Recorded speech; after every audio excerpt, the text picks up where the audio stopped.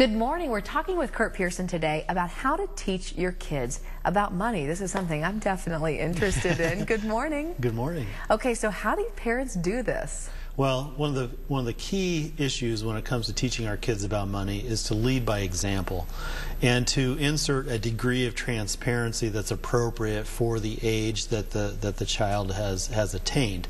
And so, you know, if kids grow up in an atmosphere where money and money issues are talked about and they can begin to learn about the tension and the struggle that goes on so many times in all of our families, it can be a very positive teaching and learning experience. You also want to teach kids how to spend money wisely. That's something that they're going to be taught one way or another in adulthood, so why not teach them when they're under your roof and you have a little bit of a sense of, hey, let's do our research on this major purchase, let's make sure that we're doing taking all the right steps. And savings account, do you recommend parents have a savings account for their children that they let them participate in? Yeah, we taught our kids as they were growing up 3 things you can do with money. You can share it, you can spend it, or you can save it. And so every chunk that they received through doing jobs around the house or when they started to get a job working out there for someone else is, hey, what percent is going into those 3 areas and what decisions are you going to make in those 3 categories in terms of what you're doing with your money? So what kind of advice can parents give their high school graduate and when they're making those life transitions?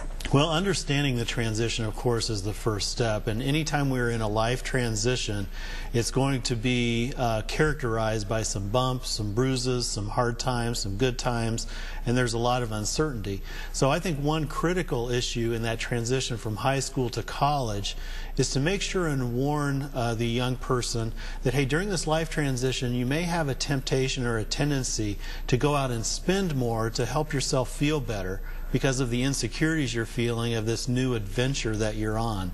And so just identifying and verbalizing that can really help, so they begin to say, hey, yeah, I'm feeling kind of weak right now, but I'm not going to go spend money because I know that that will not make me feel better down deep. A very, very important point.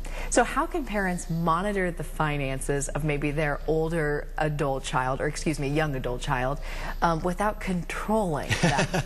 That's the key, because eventually we do want them to be self-sufficient. With some of the tools that are out there these days in our banking sector, it becomes very easy because you can still have access to watch what's going on with their account, maybe to question them a bit, maybe to jump in and say, hey, what's going on with this, what's going on with that.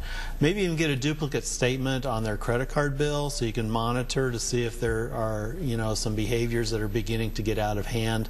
Those types of things are important. It's also very important to listen to the child and to know what elements, how far you can go with your direction and how much leadership they will accept. Sometimes, unfortunately, we all just have to learn by the school of hard knocks, and that gets very tough for parents because stepping in and trying to control things at that point can actually take away from the process rather than help.